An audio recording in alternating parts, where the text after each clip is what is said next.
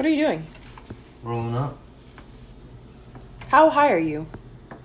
Good, how are you? No.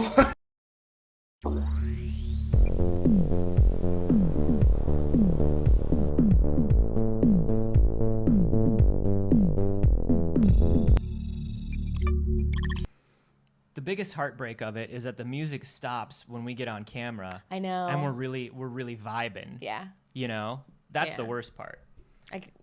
I'll just keep it playing for the whole show. Just keep it playing for the whole show. Hi, good morning. It's too early. It is. Welcome to the first, best, and only news show in the world. I'm Anthony Carboni. And I'm Saige Ryan. And boy, oh boy, did you see that the E3 is happening next week? Next week? Did you see that? What's time? Why is E3 happening next week? That feels rude.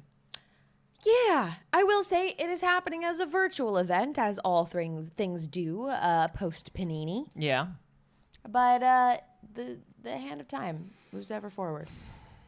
It's June. Nah, that doesn't sound right. It's summer. No, that doesn't sound right. I know, right? That can't be it. I don't like it. Pretty crafty of the world to beat June. They got us. They got us. Fucking good one, world. We're going to talk about all of the E3 stuff because the big schedule was just announced. And there's a lot to talk about there. There's a lot to talk about. We're going to start off, though, and I want to say they already apologized. Essentially, we each have one thing we want to talk about before we get to this. They already I have one thing I apologized. want to talk about. We're not starting with that because that's not what they did first, so they don't get that first. Okay, well, I'm just asking everybody to modulate their mood because I don't want them to get. I just don't want their morning to get too. You know what I mean? Sure. I don't want you to get too. There was some resolution. Yesterday, the Injustice 2 mobile game put out a tweet. Just a tweet. Just a tweet. Just a tweet. Just a tweet about a fun thing they were doing for Pride. Hey, they're putting on an in-game event to celebrate Pride. That's great. That's pretty great. That's lovely. Poison Ivy, of course, is a canonically bisexual character. Yeah. And their way of celebrating a queer character on their roster. Oh, a Poison Ivy event. That's great. You actually wouldn't expect that. That's Yeah, really right? lovely of them. Well, the event was Global Pride Challenge Daily Update. Together, you've taken down Entangling Poison Ivy 175 times. Keep up the great work, heroes. Defeat Poison Ivy 225 times to unlock the first reward tier. So, essentially, and let me see if I understand. Their Pride event was, hey, everybody, come beat up this bisexual character 225,000 times. Yeah. Yeah. Hi, folks. Hey, what's up, DC superfans? WB Games here. We just want to celebrate. Celebrate Black History Month by saying "Punch Cyborg in the face" 500,000 times for a free reward. Not for charity? No, nothing of the sort. And that still wouldn't be a good move. They really thought that was allyship. They really said, kick a bi girl. How many times can you kick a bi girl? If you can kick a bi girl faster than you even think you can, maybe we'll give you some in-game currency. It was a big misstep. It was a big dumb. I sent it to Anthony. The tweet is now deleted, of course, because all of the responses were pretty upset, you could say. Yeah, and we do have, well, let's show some of the good responses first. Do you want to bring that one up, or do you want me to show this thing first? I think that we got to go down before we come up, so I think I should show this one first. All right. This was one of my favorite responses of how it was taken by fans. Now,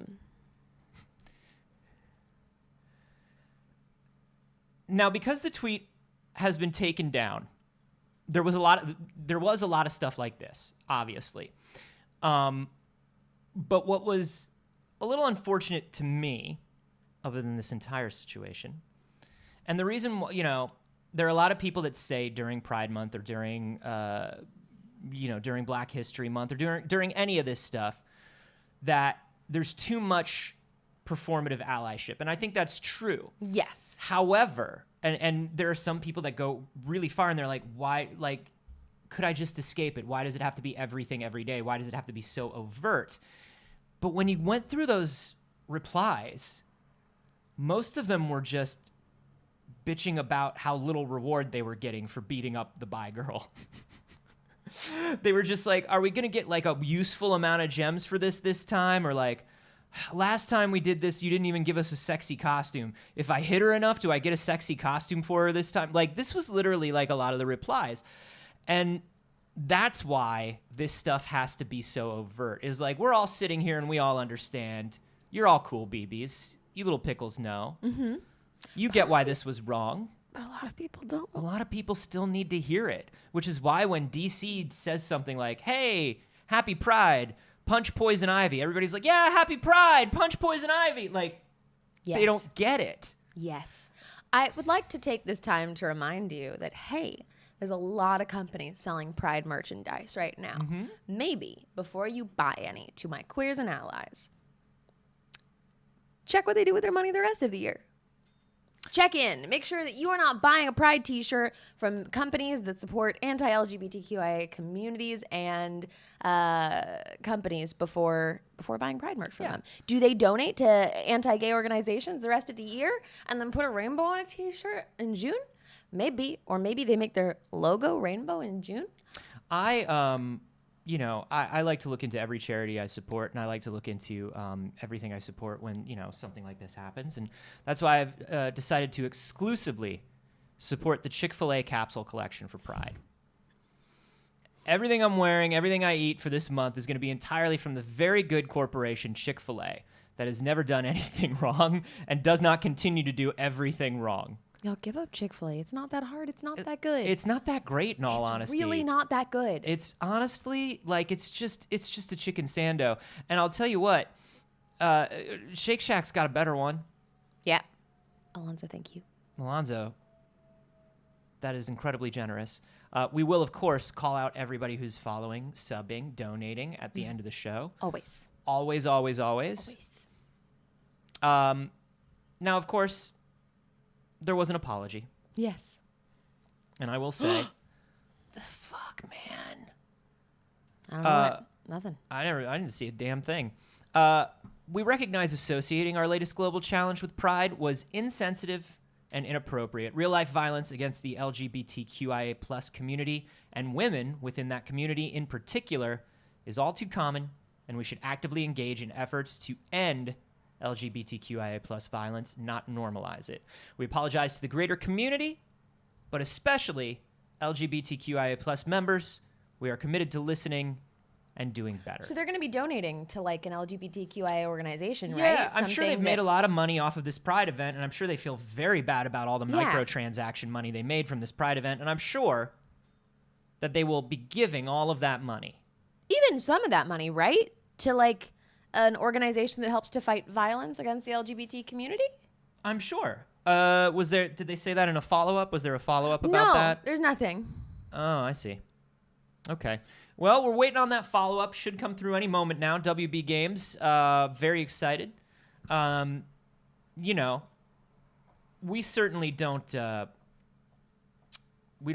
condone mobbing people or entities on Twitter, and we would never ask anybody to do that because it's wrong. But you could, if you wanted to today, maybe a few of us could remind WB Games that they forgot about that money, and maybe they forgot. They probably forgot that they were supposed to do the donation. It's totally fine. They probably just forgot. May I take us in a happier direction? Please. Might I take us in perhaps the happiest direction on Earth? What? Yes, that's right.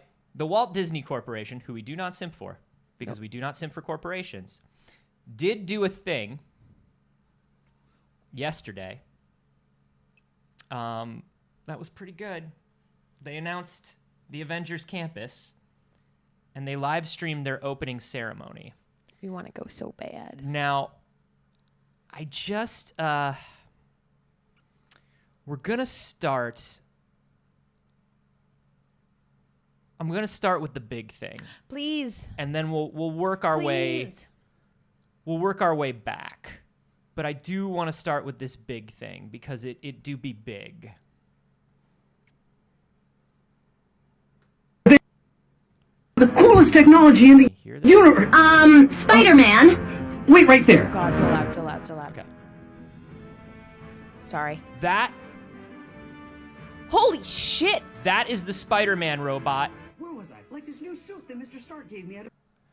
That is the Spider-Man robot. I'm going to mute it. Watch it again. Yeah.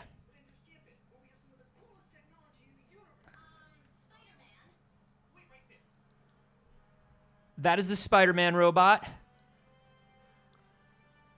that Y'all. swings around the entire campus. Yo, that's a fucking robot. We talked about this robot a little bit before. We did. They had some like behind the scenes of the technology early on. This was the stunt robot that they worked on a couple years ago that they released the first video of, and at the time, they were like, It could be anything. it could be anything. We're thinking, it could be a pirate, or it could be, we could replace somebody in a stunt show. We're like, that's Spider-Man. I was like, that's Spider-Man.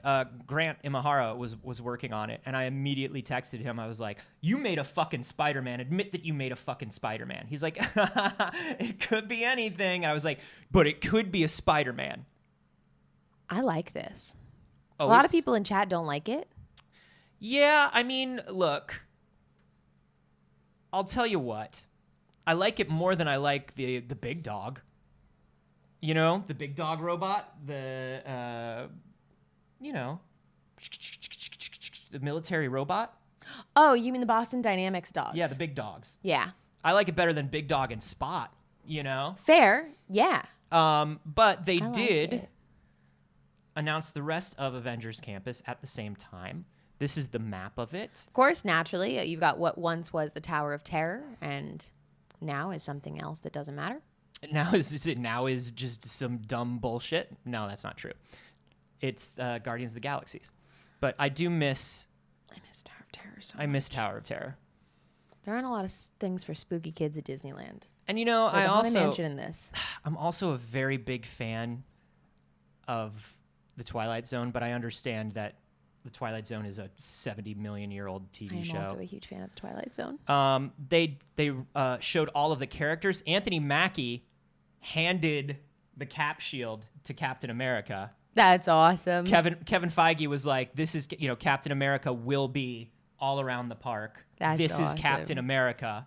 Hell yeah. They did a full tour of the land. They talked about Web Slingers, which is the Spider-Man ride. It is a bit like, how do I explain this?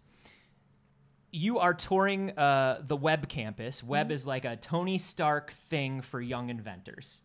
And That's cool. their young inventor of the month is Peter Parker. And so Peter Parker is supposed to give you a tour around the facilities. And he's showing off one of Spider-Man's new spider bots.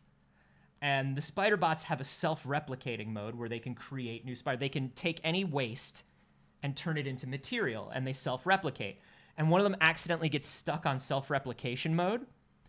And so Peter turns into Peter runs off, turns into Spider-Man, and is like, okay, everybody get in the tour buses, put on these web shooters, you're gonna help me. And Friday's like, should we call the Avengers? He's like, don't call the Avengers. We've got that. He just looks at you and he's like, you and I have got this. Don't worry. And you get in the thing and you have web shooters. Oh my God. And you're wearing 3D goggles and you fly through the web thing. And it's a game where you can take it out. There are boss battles if you do well enough. Wow. Spider-Man is flipping through it. It's fucking wild. That is wild. They announced the spider bots. Obviously, you're going to be able to buy them. They showed that off early. But they also showed off that the spider bots have tactical upgrades, is what they're calling them. Damn. This is like the droid building. So Cool. the spider bot is $79.99. You get this interactive remote control robot. It does a little bit of autonomous stuff on its own. That's a full turnaround of the spider bot. Oh, cool. But you can get a tactical upgrade for your spider bot. Iron Man. There are tactical upgrades that are replacement shells Hey, have a little Iron Man suit.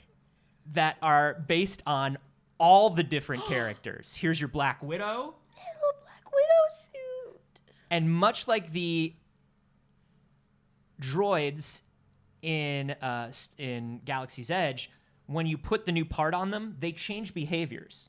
So a Black Widow spider bot has a Jumps off of a cliff into a lady pit. Yeah. Immediately. Is murdered to make a bad man look better, but also has a completely different move set.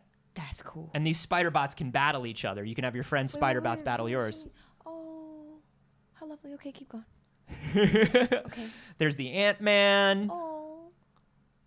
It's really cool. They also have like little coins that you can buy. Silver. This is Black Panther. Interesting. That's the there we go. I can see vibranium. the purple. Yeah. Nice. So those are the spider bots. You can get a wasp one, and it's got little wings. It's very cool.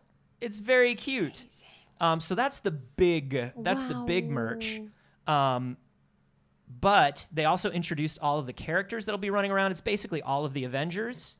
And throughout the day, there will be Avengers you can meet, but also Black Widow and Black Panther are constantly up on the second floor of the Avengers campus fighting bad guys and just doing cool parkour stunts all day. Wow. Yeah. There's a full Avengers Quinjet when you walk in.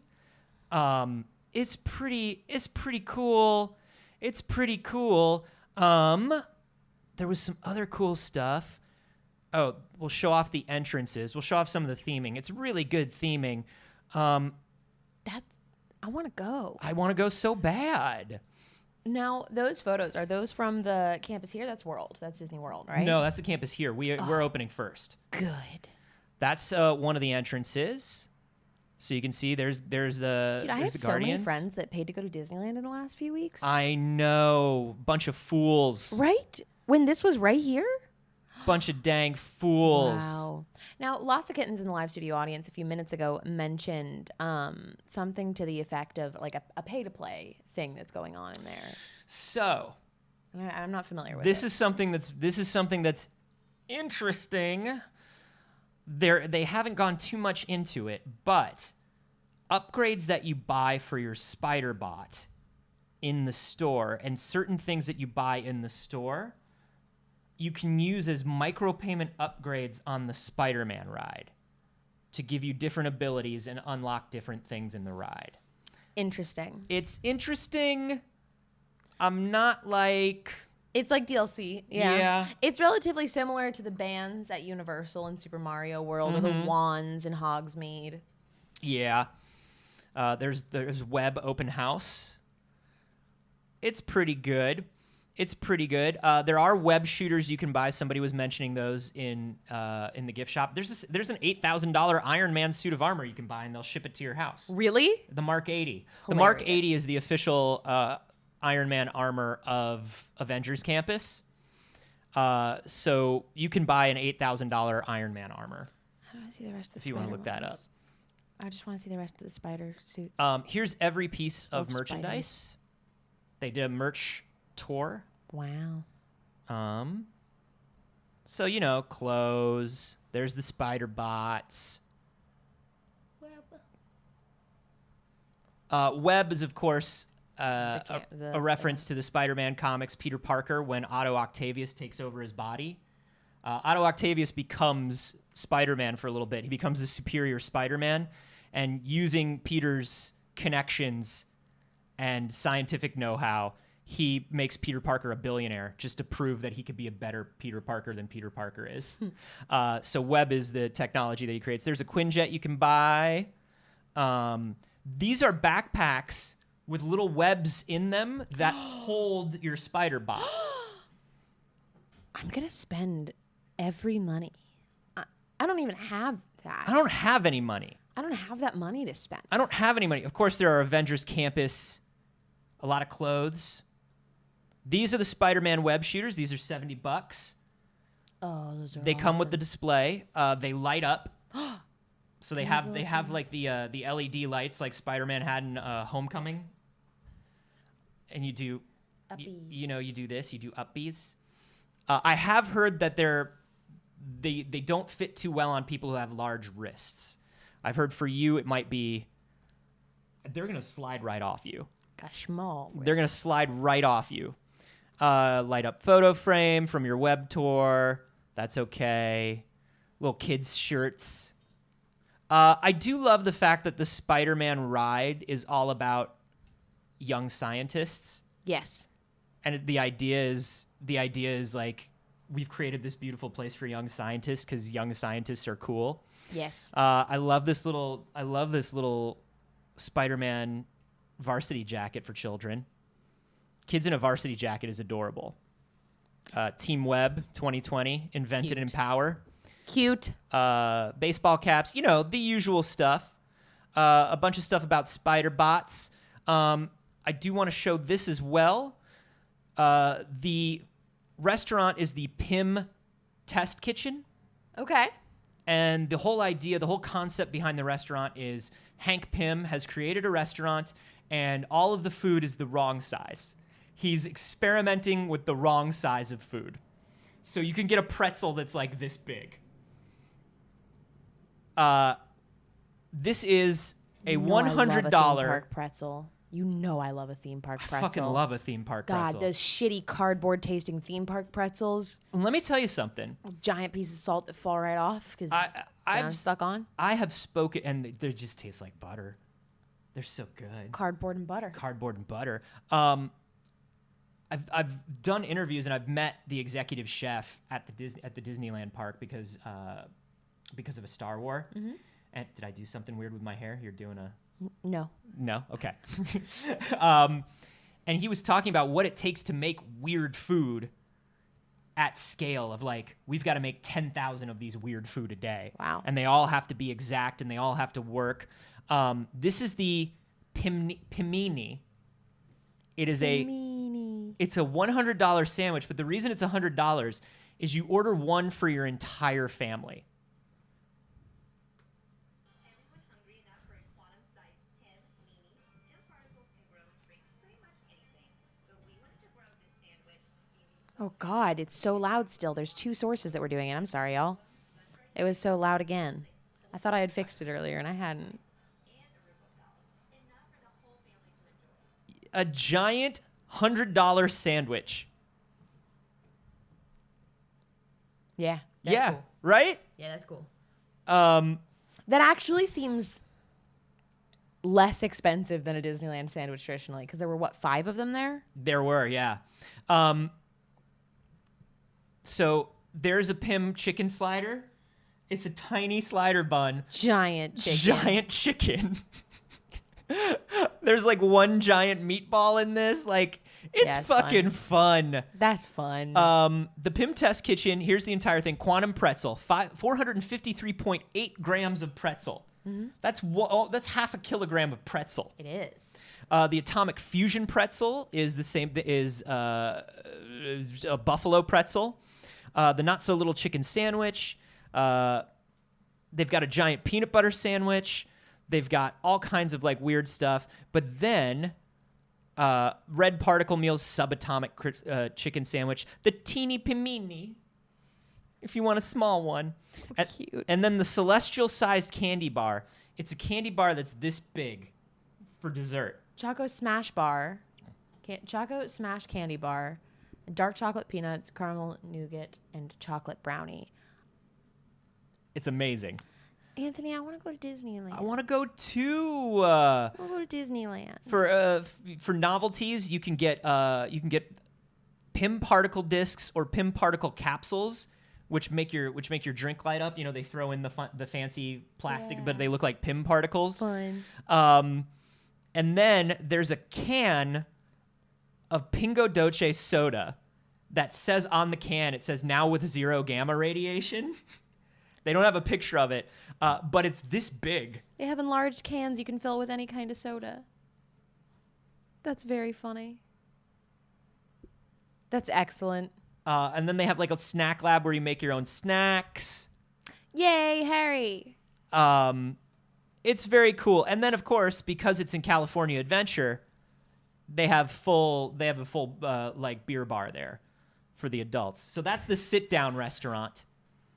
And then, everything has a sit-down restaurant. Every area of the land has a sit-down restaurant and then a quick eating restaurant. The quick eating restaurant is, of course, the Shawarma Palace. Hell yeah. The Shawarma Palace. Hell yeah. Lots of kittens in the live video audiences. Please do an It's Too Early from Disneyland. What would it take to do an It's Too Early from Disneyland? Nothing. I mean, you're talking like actual production. And, Yeah. How do we make that happen? And monetary and things like that. Yeah, how do we make that happen? I wish you were talking to some high roller annual pass holders, but you're not. So we There are no annual passes anymore, that's actually. right. No one's an annual pass holder right now. Increase dono goal and ride out literally. I mean, maybe. I don't know if it would be. We could do a live there. We could also pre-record. We could do some pre-recorded stuff, and then do like one live from there. Yeah, we could talk about the news in line. I love that. Oh man. Doctor Strange is there. They showed off the Sanctum. The Sanctum has a weird portal that you walk through and you wind up in a different place. Whoa.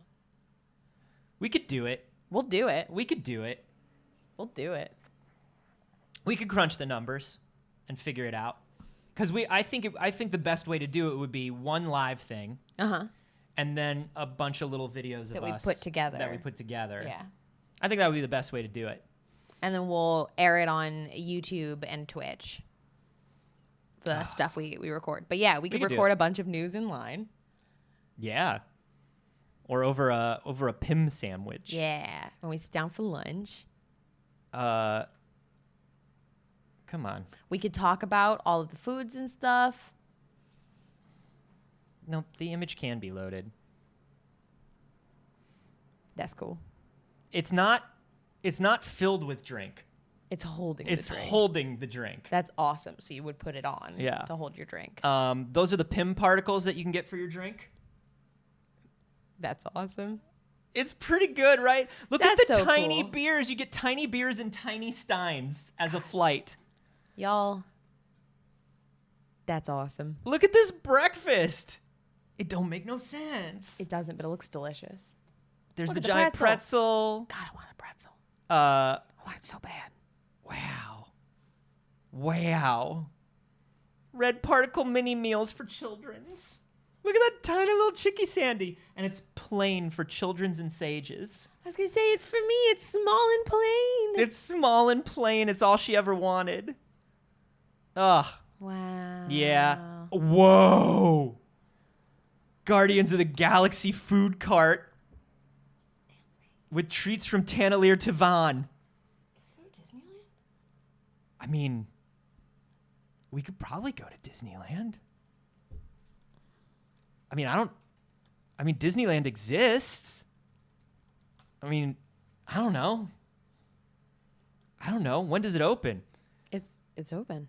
No, I mean, when does the Avengers campus open? I thought that was the opening that they had streamed. Was that a preview? That was like a ribbon cutting preview. I don't know if it's actual open. When does the Avengers campus open? It's open. It's Oh. at 9 a.m. Oh, okay. Well, I'm just looking.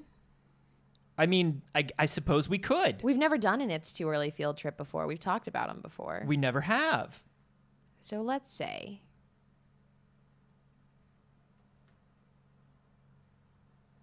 Oh, this is now. See, if I was a pro, I would have seen this in the beginning, and this is what we would have done. This is just a minute of B-roll, and we could have talked about things. Now we have to watch this B-roll, and we're not even talking about We things. wouldn't be able to get tickets until July Damn, people do be going to Disney. because it's limited capacity. But in July, tickets range from $179 to $209 for Park Hopper. Oof.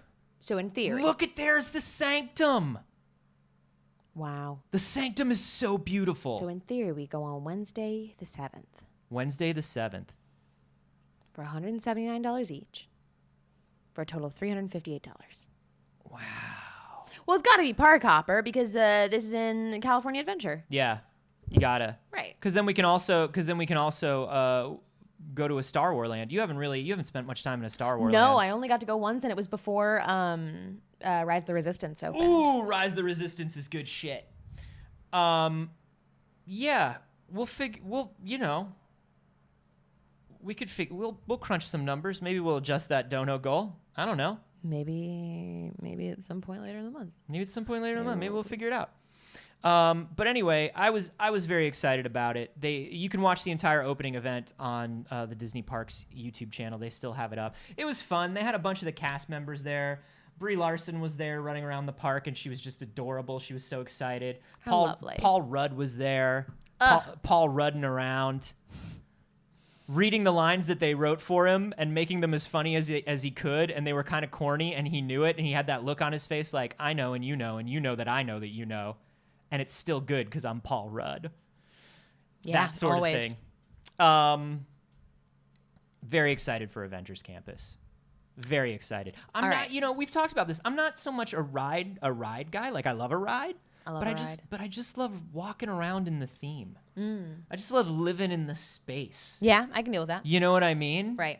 Oh, am I in an Avenger now? Hey, do you want to see a grown-ass man cry in front of a teenager? Because that'll probably happen when I meet Spider-Man. I wonder how many grown-ass men are just gonna cry in front of this teenage boy. I cried in Galaxy's Edge. I definitely did. I had to sit down. I literally had to sit down for multiple reasons. We want to talk about another big thing. We do, and we're going to spend the entire rest of the show talking about this big thing. So get ready for the big thing. It's E3. It's E3, everybody, and sure, E3 has not started yet, but there's already so much to talk about. The official E3 schedule was announced this week, and they are, of course, updating as they go. Little things are continuing to be announced, but it's big. It's a packed schedule. And I think it's, even though I think studios were able to accomplish less this year, I think more studios are able to do things for E3 this year because it's digital. Yeah. And so you have a lot of attendees. Things are very packed. What's very interesting about this is I definitely think that this is the most full virtual convention that we have seen in the Panini. Mm-hmm. I feel like we got Comic-Con at home, and Comic-Con at home was like, I don't know, there's like a panel or something, like one good announcement for Comic-Con at home. Go watch it on IGN, I don't know. Well, I think last year was a lot of trepidation, a lot of, well, how long is this thing going to last? Right, We couldn't don't we want just wait it out? Yeah. Yeah, if we wait another month, can we do a big event reveal? Right. Or if we fucking blow our load in this video on YouTube, have we ruined this thing that we're trying, you know what I mean? Right, when we could be announcing it in front of a room full of people. And now I think everybody gets like, no, we got to do this. Yeah. We got to do this. E3 opens up at 8 a.m. West Coast time. I don't know why they have to say that. Time is the same everywhere. Yep.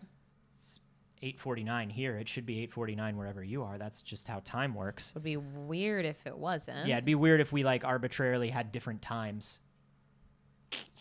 It'd be like super strange if we arbitrarily just had different times. No. Anyway, so it's at 8 a.m. everywhere. Yeah, see, everybody's saying in the live studio audience it's exactly 8 a.m. where they are. Mm-hmm. So actually, we're a little off. Yeah. But starting at the golden time of 8 a.m., day one, the Guerrilla Collective, part one. Guerrilla Collective, of course, this is their second year at E3. And they're indie, baby!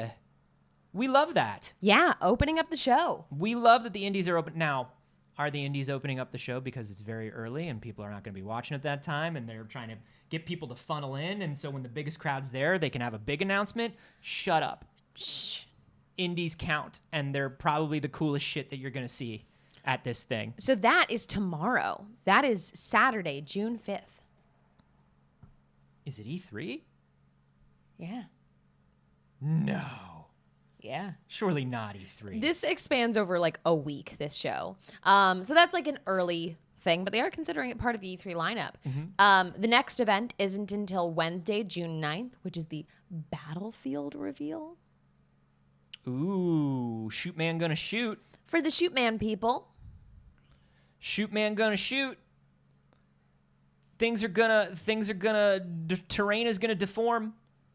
Vehicles. Online. you know what's wild? Warfare. They put the like PDT time, Uh-huh. but they didn't put like, for instance, like AM or PM on any of these, which like you can assume, but then you get to one that's like on a multiple day event and you're like 8 o'clock and you're like, it's gotta be 8 a.m., right? It's gonna be 8 a.m., right? It's gotta be 8 a.m. 7 o'clock. It's 7 a.m. It's gotta be 7 a.m.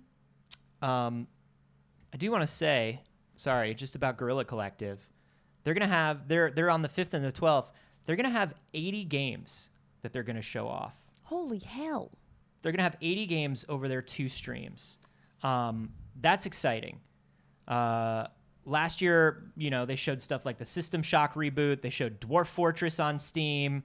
For all my Dwarf Fortress math crunchy nerds out there, they showed they dropped the Baldur's Gate early access news on the Guerrilla stream last year. Wow. So this is not like, this is a stream where shit happens. Yeah, they have a list of their sponsors right now actually up on the Guerrilla Collective website. So their silver sponsors are Good Shepherd, Humble Games, Yep. Tiny Build, PlayStation, All In Games, Too Awesome Studio, Akupara,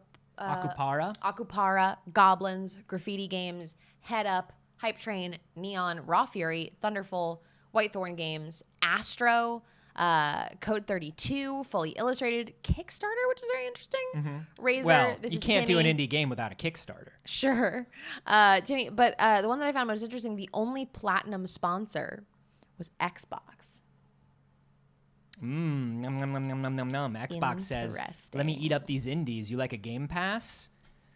You like a steady check every month for a Game Pass? Num num num num num num num num num. Come to us, developers. Very interesting. Come to us, developers." Then we have the Summer Festival kickoff. Summer Festival, of course. The Keeley, the great Dorito Pope himself, Lord Jeffrey of Keelington. This is his showcase. This is his second year creating this. He of course created it last year when there was a big hole in E3. Yep. And when we were like, What do we do? where are all the other Where are games? the games? Where are all the other games going to be? And he said, I will start the Summer Game Fest. That kickoff is Thursday, June 10th. I'm glad that he gets another go at it Me too. because last year was like such a shit show. Me too. It was rough. And let me tell you something. This is one of the, say what you will about any of the stuff that Jeff Keighley does. I have a lot of respect for Jeff Keighley because Jeff Keighley takes the long view. Jeff Keighley will start doing the video game awards with Spike TV because he knows if he can keep doing it in 15 years, it will be a legitimate awards show. You know what I mean? Yeah. And it's getting there. Like, he is getting there I've never once thought about something in 15 years. Can you believe? But he's got that. And he started up Summer Game Fest. He's like, this is going to be a thing. He's like, it's not going to be a thing this year, but that's okay. Mm-hmm. It's going to be a thing. I will wait this out. Yeah. He's good, man. The Summer Game Fest is concentrated this year around E3 as opposed to the lack of an E3. The kickoff live show is going to have announcements from EA, Xbox, PlayStation, Activision, Capcom, Epic Games, Gearbox, Sega, Square Enix, and of course, as all good gaming events do, a live performance by Weezer. Hell yeah. That's fucking awesome. Right? I love Weezer. So, all of these companies do have their own streams later in the week, including Capcom this year, which is very weird. Capcom's participating in a lot of stuff right now. Capcom's got some stuff going on. Capcom's got something going on, but Capcom has their own stream as well. And so I wouldn't expect people's largest announcements to be on Summer Game Fest, but I would expect to see more footage of things that have already been announced. I would expect to see sort of like little news drops from things that we sort of already know are coming. Yeah, things like also DLC from existing games, things like updates. Yeah. I would guess they give you that then, where it's just like, hey, we're gonna drop you this little cute little update. Yeah, and I would expect probably some B tier games as well that they haven't Definitely. announced. Like things that they don't need for their keynote, they will definitely show. Then we've got the Coke Primetime Conference, not Coke the soda, Coke the media. They are the publisher that does Deep Silver. They're the Deep Silver label. That's going to be Friday, June 11th. So Deep Silver, of course, Saints Row, Dead Island, Metro, stuff like that. However, Deep Silver has said there will be no Saints Row, Dead Island, or Metro at E3. Very interesting, because it's funny, because of course, as soon as it was announced that they were going to be participating, a bunch of articles went out that were just like, we think it'll probably be Dead Island and Saints Row. We think it's possible that it's literally, I've got this right now. It is an article from PlayStationLifestyle.net, of course, everyone's trusted source. Yeah. And I was just like looking into if anything has been updated from Coach in that time. And they were like, I don't know, it's entirely possible. Dead Island 2, Saints Row 5. Now, I played Dead Island, but I've never played a Saints Row. Oh, they're very of their time. Yeah. They're very of their gather. time. You know, there's nothing people used to like than putting down their Maxim magazine, turning off the Man Show, and playing a Saints Row. You know? I will say the third one was a little more self-aware and understood what they had become and was sort of making fun of the fact that they were that. Sort of like that last Duke Nukem game. Okay. But yeah, they started off very much as a game of like, what if you hit somebody with a giant dildo? Funny because dildo? Maybe, I guess, maybe. It could be. That sounds like the beginning of a bit. You know what I mean? Right. Is that a full bit or is that Like, the that's it. beginning of a bit? Like, no, that's it. Three was funny because it was like, okay, we know that we're this and we're a little sorry and we're a little embarrassed, but we're also just gonna lean so hard into it. You know?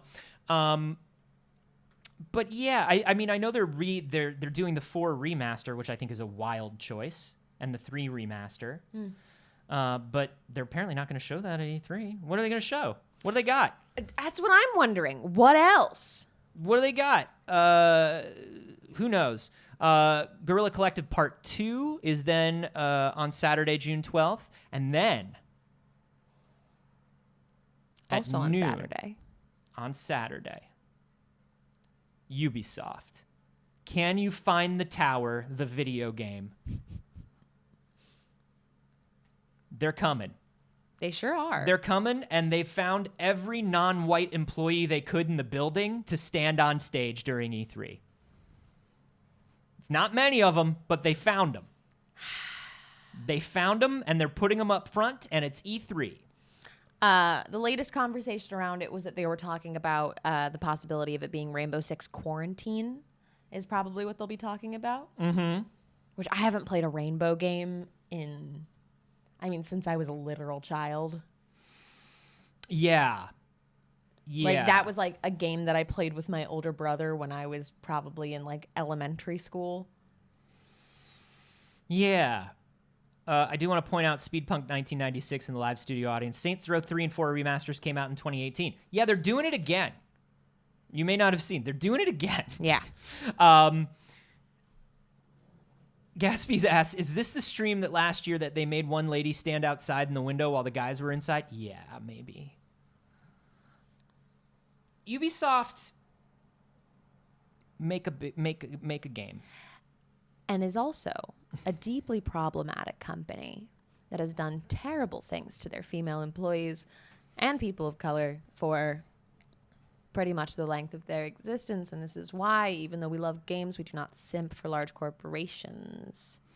Yeah. Potterboy 111 in the live studio audience wants us to know that the last Rainbow game was the most recent one. Thank you. Thank you. I was wondering. Thank you. Then the Xbox and Bethesda showcase. Okay.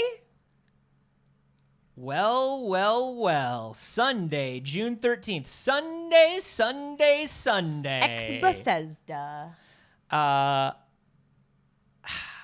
So, obviously, Halo Infinite, if you're making it. You can tell us if Please. you're not making it. Please. You can just tell us if you're not making it. Come on. Do you think that they're gonna... What do you think? What are your expectations for Halo Infinite on this? I expect Johnny Spartan will come out in full armor, Okay. throwing Pringles at everybody. Uh-huh. Give everybody the gun fingers. And as the applause is happening, literally walk off stage through the audience out to the front of the building into an Uber and drive away, leaving everybody clapping and slightly confused. Okay. And then that'll be the announcement, and that's it. See, my thought was maybe they would have him come out on stage. Yeah. And they would have like it like pat, pat, pat, and him fall as if like there was another person there. Oh. Right? And they were like, I'm so sorry, we cannot make the game now. Johnny Spartan is dead. It's not our fault. We did not expect this. Who His was up enemy, there? Someone with a needler. He killed Johnny Spartan. Get him. And everybody will look around like, get who? Yeah. That didn't happen. Get who? And they're going to say, we were so making this game. We were making it. We were probably almost done making it. And then he would But- then they'll take Johnny Spartan in their arms. Phil Spencer will take Johnny Spartan in his arms. Yeah. And be like, Johnny Spartan, no, don't you worry, Johnny Spartan. We're gonna finish the game. And Johnny Spartan will look up at Phil and be like, no, don't do it. Don't finish the game. You've done so much already. I just want to die knowing that you're happy and not finishing the game. Don't return the pre-order money. I think that's probably what's gonna happen. So those are our expectations for the Ubisoft or the Xbox and Bethesda showcase. Rather. Look, I don't think we're gonna see a lot of Elder Scrolls 6. I think we still got years before I Elder think so, Scrolls too. 6. I do think we'll see maybe a little bit of Starfield. You know, they've been teasing that Starfield, even though it's gonna be late next year. Maybe they have a Starfield logo that they'll show us, so we can all applaud at a logo. And then maybe some new stuff. I expect a lot of talk about the strength of the partnership now that Bethesda and Xbox are together. Yeah. And the possibilities and things like Game Pass and PC and what that all means for the back catalog. And then Microsoft, I'm sure, is going to show off because it is also a Microsoft Studios press conference now. Probably Fable, which I would love to see more Fable. Yeah. I was a big fan of the potential of the original Fable. Agreed. I'd love to see some stuff from the new Fable. I'm sure we'll see a Forza. I'm sure we'll... Is that how you say it? Yeah, it's Italian. Forza. It's like pizza? It's like pizza? Yeah. Forza. I've never heard anyone call it that. Yeah. Fascinating. Forza. Wow. Yeah. I remember going to my first Forza press event many years ago, and being like, I'm here for Forza, and they're like, okay, and the polite PR people at the desk who just hand out the lanyards didn't correct me, and then I got in and I sit down and everybody starts saying Forza, and I was like, am I wrong? Or is the world wrong? Always an important question to ask. Yeah. So we'll probably see a car game. Perfect Dark. Yeah. Probably see that Perfect Dark. I know so you that- don't have a frame of reference for Perfect Dark because it was it wasn't your thing at the time. I believe you were playing SpongeBob games in the backseat of a car. But Perfect Dark's a big deal, and we would love to see some of that. And then, so I think it's going to be a strong year. I think they need to show the strength of this partnership between the two companies. Yeah. They just paid $1.6 billion or something for, or was it like, it was, how much was it? Somebody in chat Much knows. money. It was like, it was $1 billion dollars. Yeah. They want to show that they got value from that. And they're gonna make sure that they show it. And they also want to stomp everybody's throats. They want to say, hey, now that these two studios are together, eat shit, Sony, with your fucking first party and second party exclusives. We've got Bethesda now. 7.5 billion. Thank you. That is $1 billion, D. Thank you. But then after that, we've got the Square Enix Presents. Sure do. And that's going to be at noon on Sunday the 13th. We know a lot of Final Fantasy. Yep. A lot of Final Fantasy. Got that Final Fantasy 16. Mm-hmm. We got new shit for online. We potentially have that Soulsy actiony game in the Final Fantasy universe. Oh, yeah. Which I'd love. Listen, I love the Souls games so much. You know I do. Mm-hmm. But we've talked about this. You know what I don't like? What? Rusty skeletons. I don't like that, like, super vanilla high fantasy rusty skeletons. Medieval. Yeah. But I play the Souls games because they're brilliant, and the boss monster design is brilliant. But I'm not a fan of, like, climb this rusty ladder in this ancient keep. A Souls game with the fashion aesthetic of a Final Fantasy. Can you even fucking imagine the power of that game? I don't have the same aversion to traditional high fantasy that you do. Mm-hmm. Of course, I'm a Dungeons and Dragons kid. I mean, but yeah. Put a little twist on it. yes, but I do think that we have enough of it. Mm-hmm. I do think that we have more than enough of it. So I totally agree. I love that idea. And that's why, even great. though I think it's not the best game of the series, my favorite is Bloodborne, because Bloodborne is at least like Victorian Plague aesthetic. Bloodborne's awesome. And I'm just like, fuck yeah, Victorian. Yeah. Fuck yeah, Victorian Plague. They think that we'll probably get something, an update on Babylon's Fall. Sure. Fine. The Black Panther expansion for Marvel's Avengers. Keep going, baby. Sure. Keep going. Guys, that expansion did actually look pretty good. It did from the look early good. Announcements of it. It's just too late. I'm not getting into that game for this now. Look, keep trying to make fetch happen, Square. We want it for you. I would love to see them turn Marvel around. I would.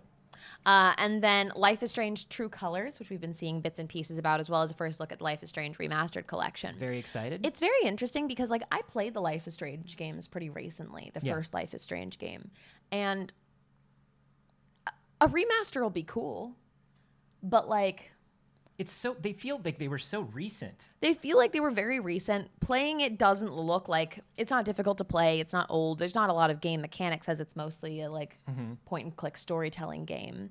So I'm not entirely sure why we're getting a remaster, honestly.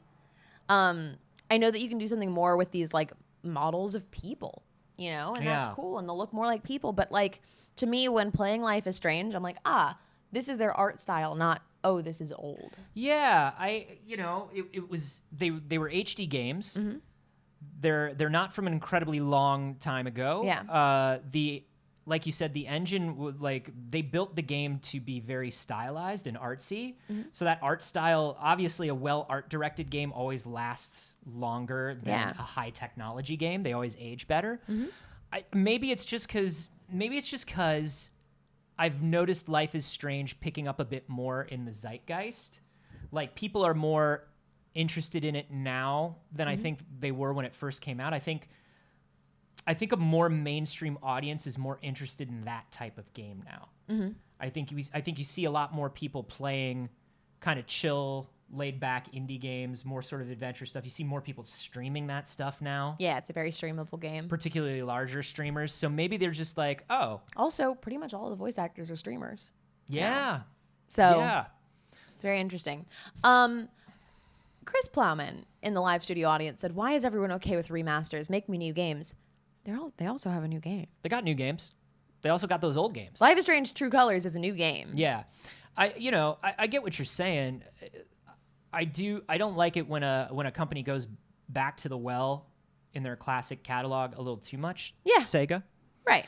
But I agree.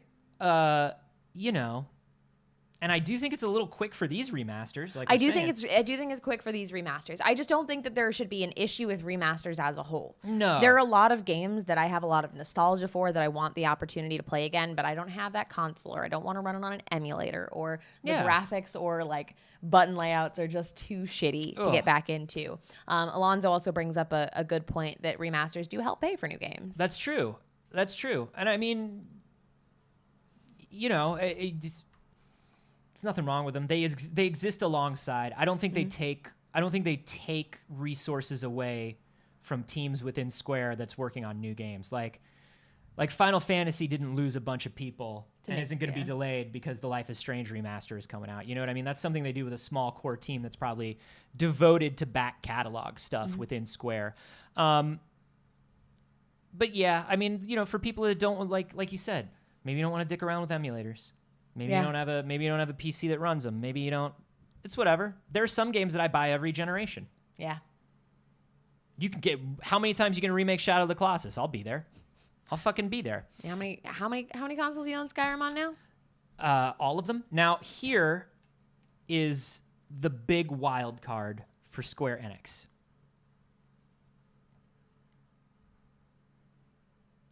There's a world premiere from Eidos Montreal that is teased as the headliner for this event. Is it Guardians of the Galaxy? Saige, speculation. Yeah. Whoa! I think it would be excellent timing. It definitely would. It definitely would. If they came out with this, if they were like, it's Guardians, Yeah. we've learned a lot from Avengers. Yeah. Here's the Guardians game, and then synergy between the two games. Guardians and Avengers, Avengers and Guardians. Do you think it'll be like Spider-Man to Miles Morales? That's a great question. That's a great question. Because I could see it being like that. Well, they've been working. I mean, they've been working on the. Supposedly, they've been working on this game since 2017. It's a dedicated team. So I don't think it's like, if you mean like Spider-Man and Miles Morales sharing the tech and the engine and that kind of thing, I don't think that's it. Right. But do I think that the Guardians could appear in Avengers in a Spider-Man, in a Peter Parker showing up in a Miles Morales game sort of way? Yeah, absolutely. Or in a marketing way, I think is partially how I mean it too, of it being the next part of that game. No, I think they stay away from that. That would be smart. I hope they do stay away from it. I don't think they say like this is the next step of Marvel's Avengers. I say this is something totally new from Square and Marvel. That's something completely different. Man, how would you even make a Guardians game work? What would you do with a Guardians game? Do you pick one Guardian? Are you one Guardian the whole way through? Are you No. moving between different Guardians? I think you're moving between them for different levels of things. Yeah. I think that would have to be it. I would hate for it to be a situation where you had to choose a Guardian and play as that Guardian the whole time. I would like it to be a situation where you're going on different missions and they require that you switch between the Guardians for them, Yeah. which would be very, very fun. It's a mobile game where Rocket and Groot run a juice bar. I'd play it. I would actually play that. That actually sounds I'd play really that. cute. I would play the hell out of that game. We know that they're doing 40 minutes, so they've got time to show a lot. Who would you play if you did have to choose? Anyone but Star-Lord. That's such a great question. I think I'm a Rocket boy. I think if I was going to play a Guardians game as one character all the way through, I think Rocket would be the most fun for me. Same. You You have little gadgets. little gadgets, and just a wisecracking little man. Yeah. I think it's cute. There's a pretty big lean towards Rocket in the chat. We've got some Gamora love, a little bit of Groot love. Groot I think would be my second choice, not just because Groot is like cute and fun, but I think about combat styles and like if Groot has like little axe or something like that. I think it would be fun to fight as Groot. Yeah. I think Some the like shape-shifty hand to bits. hand Yeah. shit would be fun, and like a little bit of shape shifty stuff. Maybe like growy stretchy boy stuff. I think that would be really, really fun. Kaylin Rohr in the live studio audience was like, hey, what if it's a better Biomutant? And the Biomutant is Rocket. Hell yeah. You could, like, when I first saw the Biomutant trailer, I was like, y'all really be thinking about Rocket Raccoon. Y'all really be thinking about that Rocket Raccoon. Yeah, they do. I'm excited for it. I think it will have to be different enough from Avengers, and I think that's easy enough to do with the way Avengers works.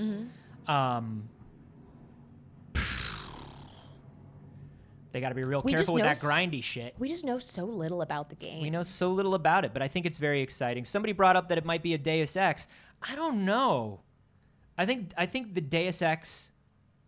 I would certainly love to see a new Deus Ex, but I don't think that brand resonates with as many people as it used to, and I think the last one didn't set the world on fire and wasn't particularly special. I don't know that they'll do it. Yeah, but I would love to see it. I think it's a long shot. After that, on Sunday, June 13, we've got the PC Gaming Show. Ooh. PC Gaming Show is always like a nice grab bag. You never know what you're going to see at the PC Gaming Show. Now, to give you an idea of what you can expect, last year's PC Gaming Show saw news of Persona 4 Golden coming to PC, an Ooblets early access date, and the reveal of Dean Hall's sci-fi survival game Icarus. And I look at the Shadow Man Remaster collection. They always throw like kind of all over the place. Yeah, they throw like 20 or 30 things in there because it's basically anybody who doesn't have a full lineup of stuff. Yeah. That's PC forward. Right. Just winds up in the PC Gaming Show. I love that Ooblets was in there. I do love that. There was Ooblets just a was in pretty there. good Ooblets update. There was a pretty big Ooblets update recently. Yeah, there was. Port forward. I think I might Jump back in there. jump back into Ooblets. Jump back in there. I think it might be time to get back into Ooblets. Get back in that Ooblets. We love Ooblets. I love the name Port Forward. That's very cute. Very cute. Then we've got the Future Games Show. This is basically it's the smaller version of the PC Games Show. So this is where you're going to see the weird little indie stuff. That's where you see stuff like Dustborn. That's where you see stuff like Space Crew. You see all kinds of like weird little stuff. So it's always fun to check it out. Now, we know where our bread is buttered. We worship at the altar of the Ultra Hand, Gunpei Yokoi, Satoru Iwata. May they forever drink mead in the halls of Valhalla for all that they've done for us. Amen. Nintendo Direct 2021 is on Tuesday, June 15th. The E3 Nintendo Direct, please. Please. It's got to be Breath of the Wild 2. It has to be. It's got to be. It has to be Breath of the Wild 2. I took all of my red string yesterday and I put it up on the wall. Yeah. And it all just falls into place. We know when Pokemon's coming out, which means Right. they know what their Q4 game is coming out, which means the Q4 game is coming. What's big enough to be the Q4 game that could force Pokemon to change its release dates? It's not a Splatoon. You don't change Pokemon's release date for Splatoon. You don't ask Pokemon to wait for any of this other stuff. Absolutely not. It's gotta be Breath of the West. It has to It's be. gotta be the Lega Zeg. Yeah. It's gotta be. Look, they also say it could be Metroid Prime 4. It's not Metroid Prime 4. That game doesn't exist. It's a myth. We talked about this on Wednesday. We think Metroid Prime 4 is still a ways out. I think they got to give us something for Breath of the Wild 2. They have to give us something. I think Breath of the Wild 2 comes out in Q4. I think it's a full thing. People are asking if they're going to show the new Switch. They did say that their Nintendo Direct for E3 was exclusively software based. They very much intentionally came out. They very intentionally came out and were like, we're not talking about that. Y'all made me doubt myself. Y'all made me doubt myself for a little while, but I don't think there's a new Switch. I'm back on the no new Switch. No new Switch, no new friends. I think there's a new Switch coming. Eventually. Right. But on like an they infinite don't timeline. I don't think it's this year. I don't think it's next year. They don't have much more to tell us about Pokemon. We know what those games are. We know what's coming. We know when they're coming, and we've seen in-depth trailers for them. They have nothing to tell us about Pokemon. what would they do? In a Other than 40 if Pokemon's been thinking about us. I mean, I would love to know. I would love to know if Pokemon's been thinking. Like, if that like Pokemon RPG one has been like Did has asked, Arceus say anything about me? if they just curious if it came up. But they've got a 40-minute software exclusive showcase. And sure, we can throw some little things in there, updates, DLC. Sure. Yeah. But they have to give us at least one big thing if they're going to participate in E3. You're making a game, right, Nintendo? You're making a few. One of them's coming out this year, right, Nintendo? Right? Come on, baby. That, of course, will be followed by... Hey, baby, it's me you're talking to here. Hey. I think we get a Prime 4 teaser, Interesting. but I don't think it's anything substantive. I think we get a Breath of the Wild release date and gameplay demo. Oh. Now, we haven't even gotten a full trailer. No, we got the teaser with Link and Zelda in the spooky cave. My guess is that before we would get a gameplay, we would get like just a proper trailer, like a real gameplay demo. I would think would come after just a proper trailer. Like that one that we saw for Breath of the Wild where it was just like the single arrow in the air. I don't know, because it's not as big a jump in technology and style and all that stuff as that one. And the last 3 things we've gotten about Breath of the Wild is we're so sorry we don't have any Breath of the Wild to show you. So I think they got to go big. I think it's going to be big. I hope so. I think it's coming out, baby. I think it's coming out this year. The show will then be followed by a 3-hour-long Nintendo Treehouse event. So if you're an Amiibo fan, strap in, because that's where they usually show those off. Yeah, you're going to see a lot of Amiibo. Following on Thursday, the 22nd, man, this really do span this event. It's so much E3. EA Play for E3 2021. So aside from the dedicated Battlefield event, EA is doing a general EA Play. What are you looking forward to from EA right now? Shit, man. I don't know. Because we're not going to get much from Dragon Age. No. I'd love to... I'd love to see what the next Star Wars is, if there's a next Star Wars. They did say they were working on another. I think there's a next Star, and we do know that Respawn is working on a sequel. Mm-hmm. You know I always like to see a Star Wars. And you know I'm waiting on Dragon Age. Yeah. Always. Forever and waiting for Dragon Age. Maybe they'll give you 2 new pieces of art this year. But it does seem like there is a pretty big halt in Dragon Age. I mean, they had that entire creative turnover. Yeah. They basically started from scratch. We're getting art, but they're rendering out really, really fancy trailers and teasers, but I don't think there's much game yet. I would love to see a little bit of game. That new Skate? Yeah, new Skate. Love to see that new Skate. There's a hole in my heart, I think, right now for a skateboarding video game, and I don't know why. Well, there's a new Tony Hawk coming, too. I know. I want skating. Did you prefer Tony Hawk games or skate games? I preferred Tony Hawk games. Same. I preferred Tony Hawk games. American Skateland? I think I was out by the time American Skateland I was all happened. in for American Skateland. I think I was out. I think that's what it was called. New Burnout. I mean, I'd love a new Burnout. I always love a new Burnout. But But Burnout is sort of Need for Speed now. Like, they've sort of merged. I don't know that they're going to do much more with the Burnout license. I would love to see it, but I think that last Need for Speed was very Burnout-ish, and I think they're just sort of morphing it under the Need for Speed brand. Kayla Nora said some Knockout City stuff. I think we've gotten all we're going to get about Knockout City. I mean, it's not an announcement, but I'm sure we'll get a reminder about Knockout City. Yeah. I mean, that's the thing, is when we say what do we expect to see, I mean, we're obviously going to see a lot of updates on things that are new, things that just, we're going to see that stuff. I want to know what the secrets are, though, baby. That's what I'm talking about. Where's the secrets? I also just feel like they hyped up Knockout City, and now they're just kind of like, well, we did it. It's out. Now Knockout You're on City, your own. they got to do their thing. You're out of the nest, Knockout City. Yeah.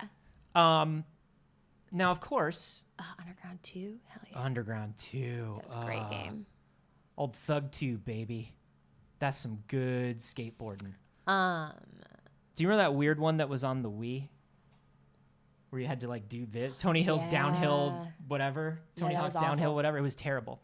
But there was a level where you skate the Great Wall of China. And I was like, hell yeah, that's dope. I'm gonna say it's a no for me. Of course, there's no Sony on this list because Sony is not taking part in E3, as they have not for the last couple years. As soon as I left them as host, they said, what's the point? It's true. They said, we have nothing left to do. Who will lead us? But they did do a massive drop on the PlayStation blog yesterday. Awesome. I love it.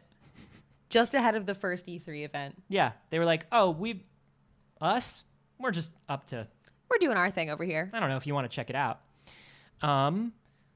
So, first thing they showed, become a ninja in PSVR stealth action sandbox game, Arashi Castles of Sin. That sounds so fun. Ooh, baby! That sounds so fun. I wish it wasn't. Is it a PSVR exclusive? Yeah, this is I gonna wish be, it wasn't a PSVR exclusive. I think, no. This is by Endeavor 1. Enter your date of birth. Ooh. It's a spicy trailer. You didn't type in your real birthday. I never type in my real Really? birthday. Yeah, the government can't track me. I'm too smart.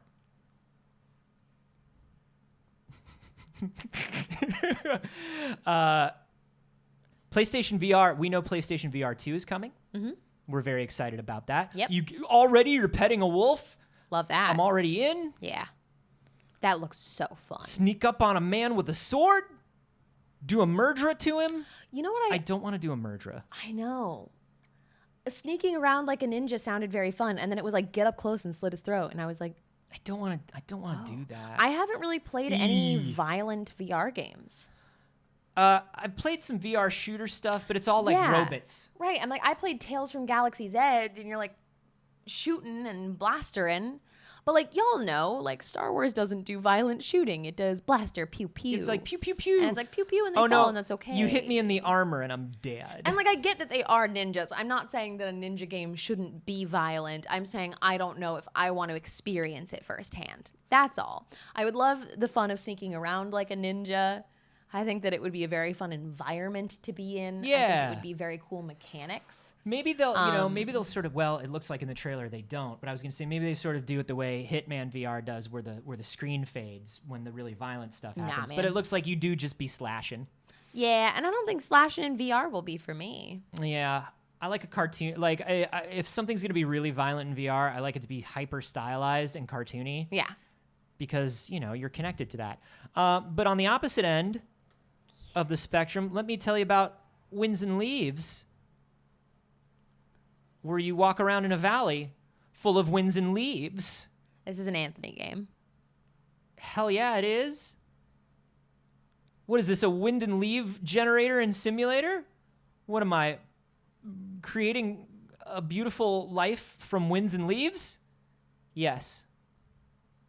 Set up a wind farm. Walk through a beautiful valley. Forget about the real world. The real Anthony world loves has no these. place here. I love shit like this. I love Environment shit like games. this. Absolutely. Oh, I love it. Put me in a well-designed world and let me figure that shit out. So basically, you are trying to restore life to the earth after a cataclysm. Your character is called the Gardener. You share a bond with trees. You take their life-giving energy in exchange for creating new life in a world. And you build like wind structures and energy structures, and I'll fucking do it. You think I won't do it? I think you will do I'll it. fucking do it. No, I think you will. This is a lot of PSVR stuff. After the Fall, that's the PSVR co-op shooter that was mentioned to us before. Fracked, which was the weird like classic first-person actiony thing that was just very It doesn't seem like it has a place in games currently. It's very interesting to see. felt like a PS2, Xbox era shooter. What's that all about? Oh, you want to talk about rewriting the past and shaping the future in the PSVR Adventure Wanderer? I do. Well, sure. Happy to do it. Oh, is this going to give me an existential crisis about getting older? Hell yeah, it is. Fuck. That's the best kind of video game. Oh. That's the best kind of video game. You're a time traveler. You're a time traveler and the world is sad and one day we'll all be dead. Join me in virtual reality, won't you? The answer is yes. Yes, you will. Yes, you will. Oh, hell yeah! Okay. Whoa. All All right, that looks awesome. That's the ver that I'm talking about, baby. Yeah, that's that VR I do like. That's that good ver. Hey, put on the Olmec. Be part of Legends of the Hidden Temple. Ooh, it do be a time travel. Hell yeah. Ooh, it do be an action puzzle. Anthony, I had a dream the other night Tell me all about your dream. that I was running around in Lady Dimitrescu's castle, Okay. and I was running away from her, and she was actively, properly scary like she's supposed to be. But I was doing it like a Legends of the Hidden Temple run. Yeah. And I had like a teammate that was like waiting just off the side of the castle. Mm-hmm. And there were a bunch of other teams. And we just had to like run through the castle and not get ribboned by Lady Dimitrescu. Wow. That's fascinating. Did you feel like you were in real danger? Was it one of those things where it was real danger but also a game show? Yes. Yeah. That's a good dream. Now, Anthony knows this. I only have typically horrific nightmares. But also horrific nightmares. She's surrounded by horrific nightmares, True. and they give her horrific nightmares. Horrific nightmares, and they are like not fantastical in any way. They're not like weird and out of this world at all. They're just bad. Yeah. So this was very weird.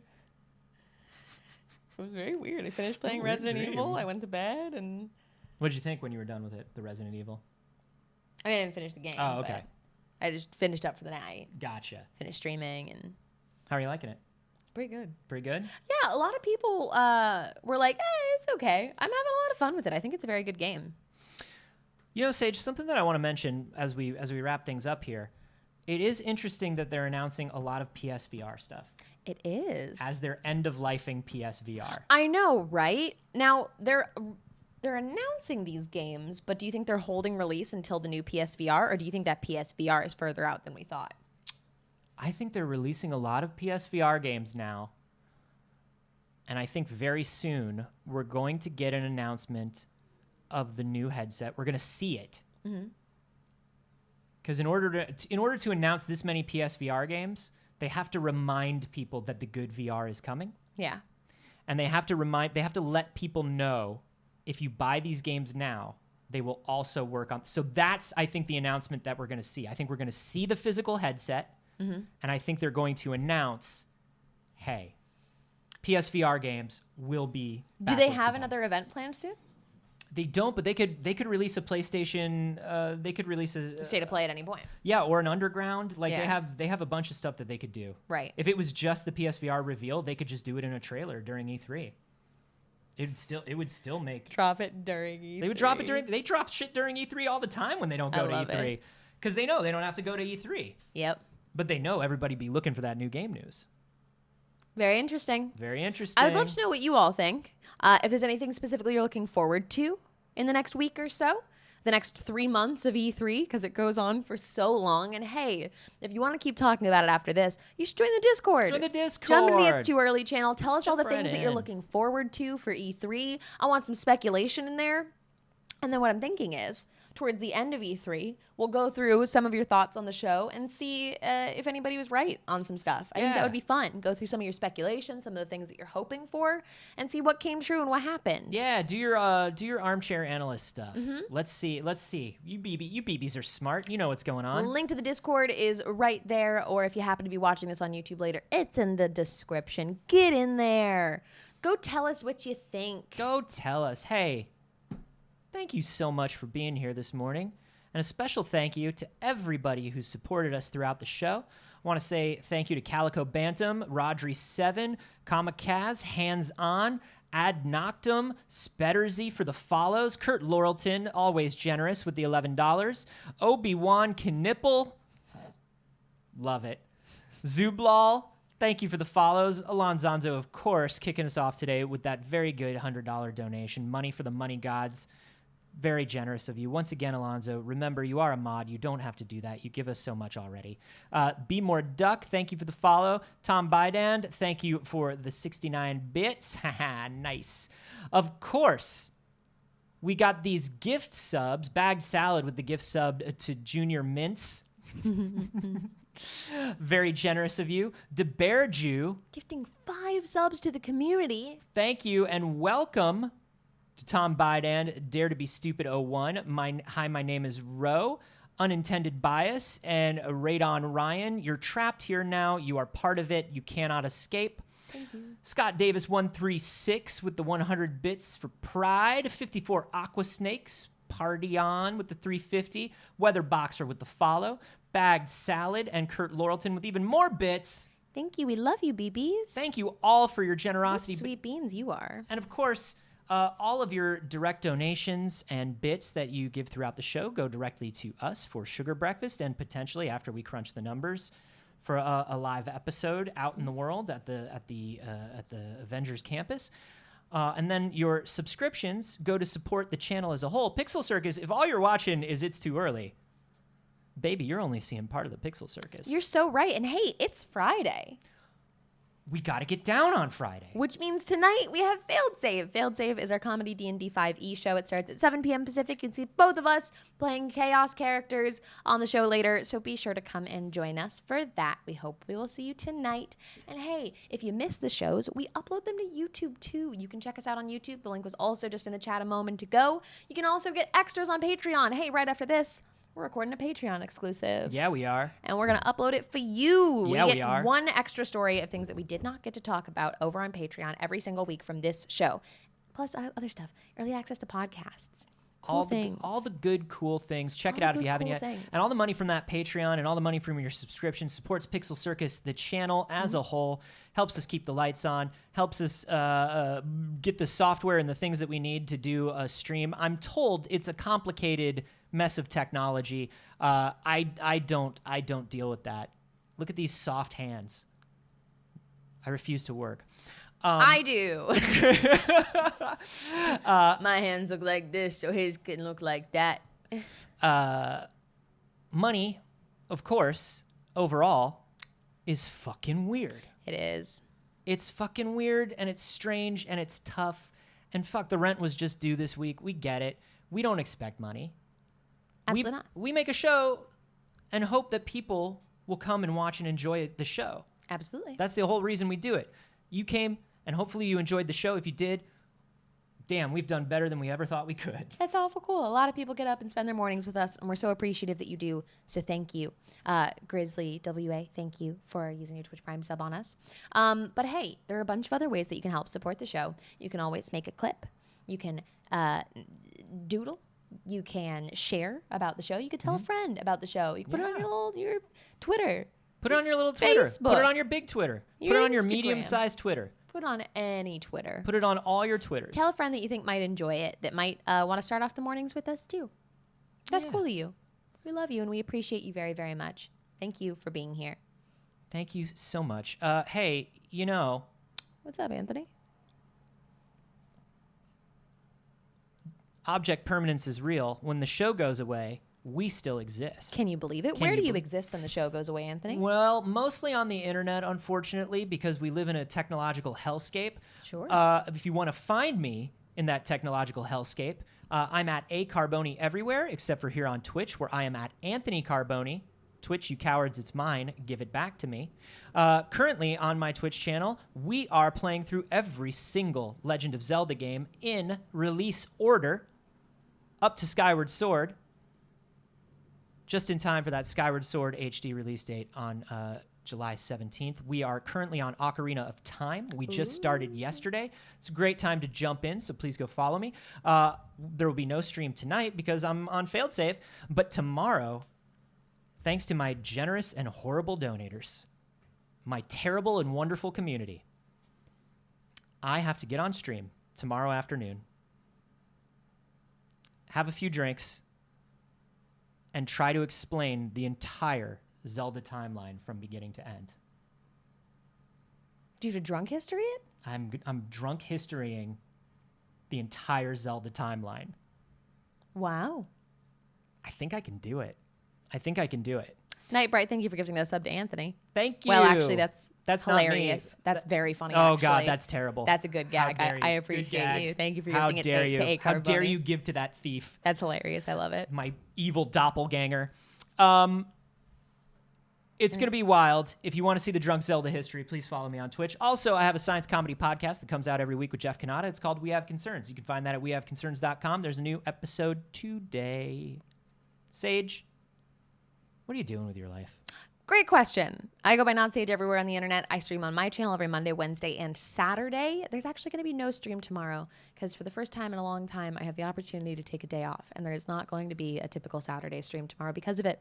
But today, just after this stream, you can find me at 3 p.m. Pacific on the Smosh Games channel. I will be there pretty much up until failed save. Wait, the Zelda timeline splits?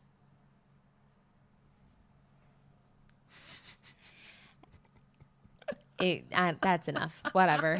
I'm not going back in. Look, you only get one shot at the outro. And if you... All right. We love you, BBs. Thanks, Stamps, for that sub right there at the end, sliding in. We appreciate you. Have We a hope you wonderful rest of your day. weekend. Take care of yourself. We love you. Bye, BBs.